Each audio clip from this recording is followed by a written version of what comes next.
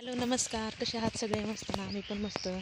तर आज बरेच दिवसानंतर व्हिडिओ शूट करते आणि आजपासून डेली व्लॉग येणार तुमच्यासाठी.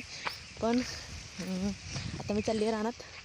तरी बघा ऊन, बघा सकाळच्या वाजलेत 9:30 तरीसुद्धा एवढं ऊन आहे. आणि ही चालली मी घरापासून थोडंसं लांब. रानात काय काम करायचं चालली तुम्हाला दाखवते.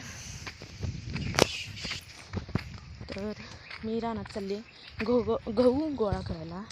गहू काढून ठेवला होता, बरेच दिवस झाले गहू काढायचा चालला होता आमचा. कारण तुम्हाला तर माहिती आहे आमच्याकडं डोंगराळ भाग असल्या कारणाने गव्हाच्या मशीन येत नव्हत्या. पण आता तसं होणार नाही. पुढच्या वर्षीपासून आम्ही मशीननीच गहू काढणार. कारण आमच्या शेजारची 2 वावरं आहेत शेती, त्याच्यामध्ये छोटी मशीन येऊन गहू काढला गेला आहे. पण तोपर्यंत आमचा काढून झाला होता. पण आता ज्या गव्हाच्या पेंड्या आम्ही ठेवलेल्या आहेत त्या गोळा करून एका ठिकाणी लावायचे. तर आता आली मी रानात.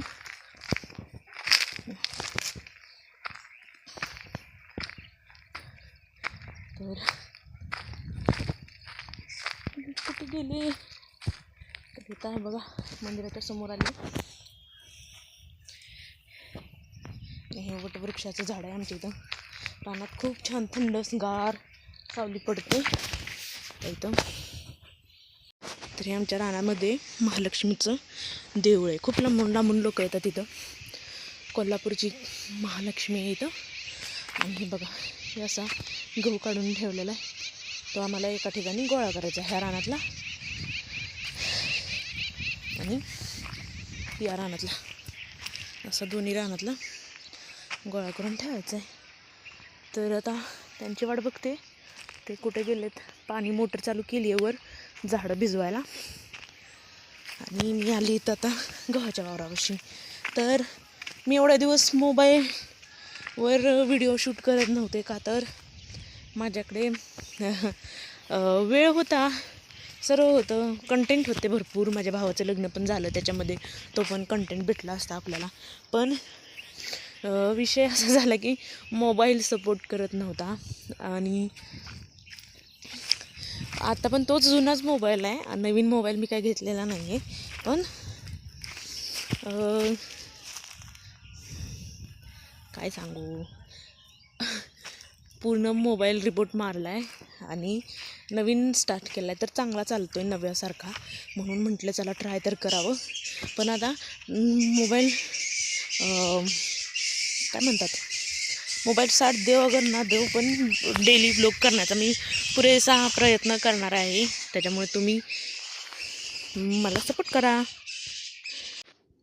तर रवा अप्पम बनवण्यासाठी मी घेतला आहे त्या 2 वाट्या इथे बारीक रवा आणि त्याच्याचबरोबर त्याच्यामध्ये टाकायला बारीक चिरलेला कांदा, बारीक चिरलेली मिरची आणि लसूण.